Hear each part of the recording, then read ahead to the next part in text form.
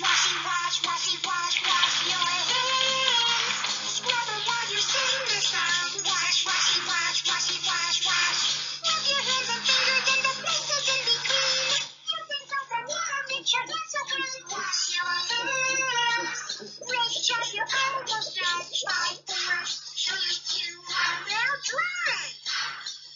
Wash your hands for 20 seconds, just like Elmo. Welcome to Chapter 12, Food Safety and Food Technology. Microbes and Food Safety by Professor Tammy. Learning objectives. Describe microbial foodborne illnesses and core practices that can prevent them. Identify the categories of foods that most often cause foodborne illnesses. Introduction. Food and Drug Administration, also known as FDA. FDA's concerns, their area concerns are microbial foodborne illness, natural toxin in foods, residues in food, nutrients in foods, intentional approval food additives, and genetically engineered foods. I have this really great video that I would like you to watch. It's about foodborne illnesses. It only takes about 11 minutes, but it'll sum up a lot of things. It's very visual and audio, and I think you're going to enjoy it. What is food safety?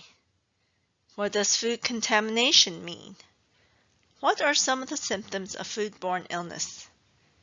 Millions of Americans still get sick each year from contaminated foods.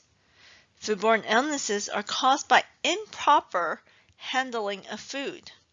So in the United States, about 48 million people suffer from foodborne illnesses. So that's about 1 in 6 people. About 128,000 are hospitalized. 3,000 die from foodborne illnesses. And it costs the U.S. economy about $152 billion each year. I can tell you, you never want to feel like you have foodborne illnesses, and it all depends on what kind of germ it's from. I remember it was many years ago when I went hiking on vacation. It was a place that was very hot and humid, and I put hamburger in my school bag. That was way before I knew or understand more about nutrition. At that time, I just started to be a nutrition major, so of course I didn't know as much. So I have this hamburger in my bag, and afterwards I ate it for lunch. About 2 or 3 hours later, I had to go to the hospital. I was throwing up constantly for about 2 or 3 days, and they had to put me on an IV. I was feeling horrible, and guess what? I felt better. Never thought I would lose 10 pounds from it, but that's not a great way to lose 10 pounds. And then that semester, I had to take, that next semester was September, the fall, and I was taking food science too. And the first thing that came out from my professor's mouth after, "Hi, I'm Professor so-and-so. Welcome to Food Science 2."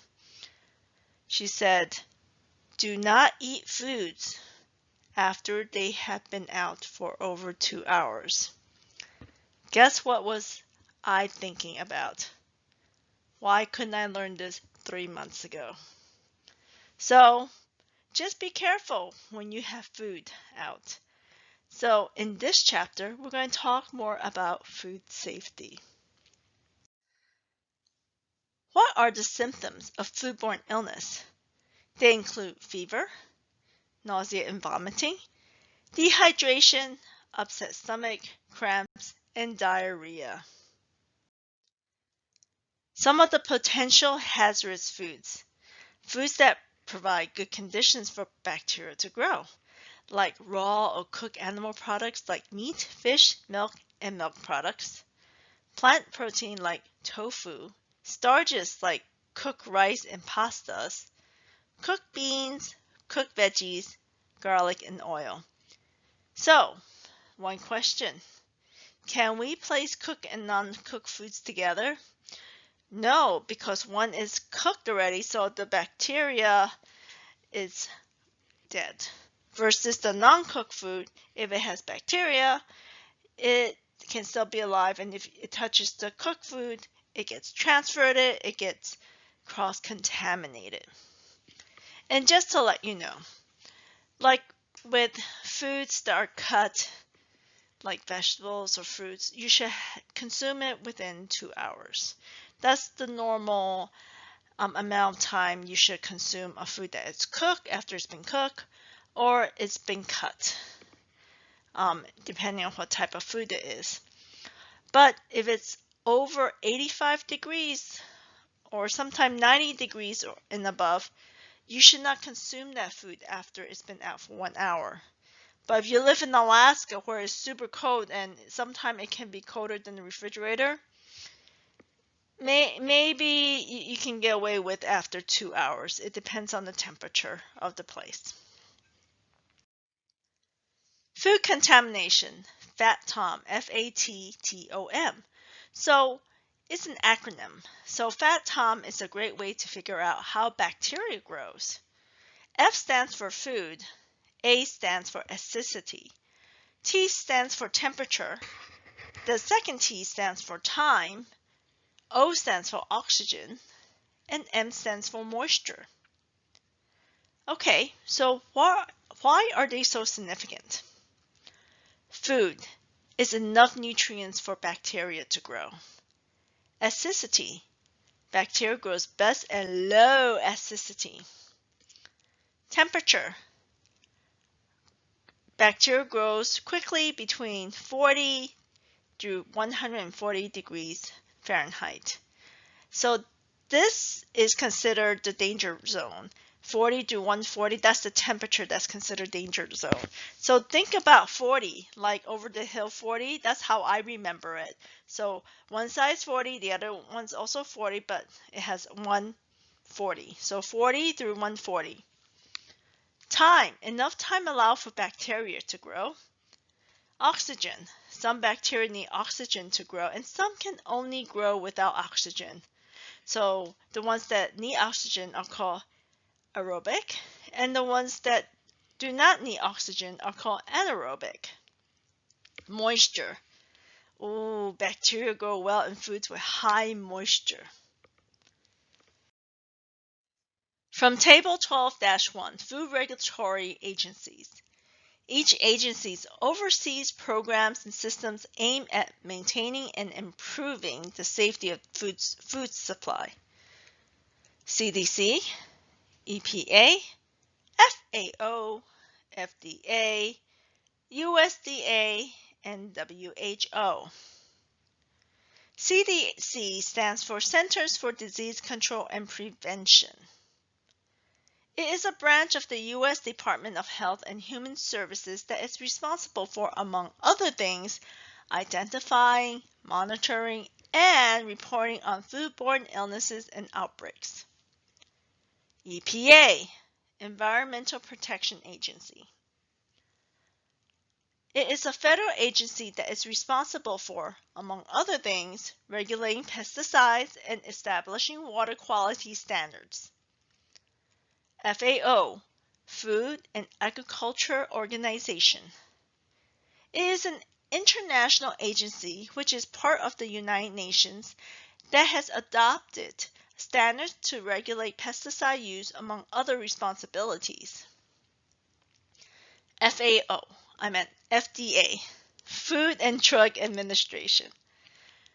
It is the federal agency responsible for ensuring the safety and wholesomeness of all dietary supplements and food processed and sold in interstate commerce except meat, poultry, and eggs, which are under the jurisdiction of the USDA, inspecting food plants and imported foods, setting standards for food composition and product labeling, and issuing recalls when problems arise. USDA, United States Department of Agriculture. the federal agency responsible for enforcing standards for the wholesomeness and quality of meat, poultry, and eggs produced in the United States, conducting nutrition research and educating the public about nutrition. WHO, World Health Organization, an international agency concerned with promoting health and eradicating disease.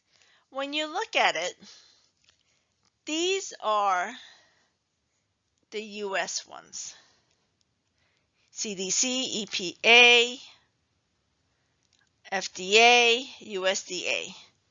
The international ones are FAO and WHO.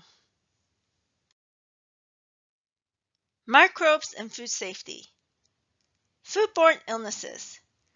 Foodborne illnesses can be life-threatening and is likely to occur to vulnerable populations.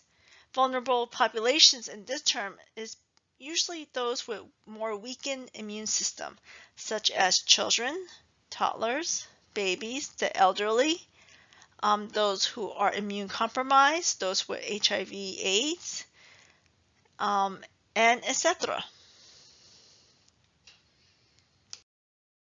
This slide and the next slide have major microbes of foodborne illness listed. So you can look at both slides and read the organism names, most frequent food sources, onset and general symptoms, prevention methods as well.